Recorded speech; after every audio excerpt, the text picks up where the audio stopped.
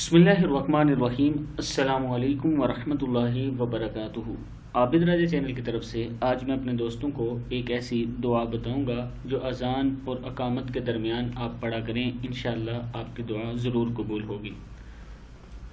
اس سے پہلے میں اپنے تمام دوستوں سے گزارش کروں گا کہ اگر ابھی تک چینل کو سبسکرائب نہیں کیا تو ضرور کر لیں تاکہ ڈیلی ویڈیو آپ دوستوں تک پہنچتی رہے۔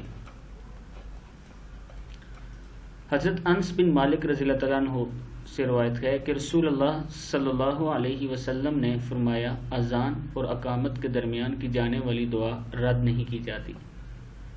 صحابہ رضی اللہ تعالیٰ عنہ نے پوچھا کہ یا رسول اللہ صلی اللہ علیہ وسلم، پھر ہم اس وقت کیا دعا کریں؟ آپ صلی اللہ علیہ وسلم نے فرمایا، اللہ تعالیٰ سے دنیا اور آخرت کی عافیت مانگا کرو۔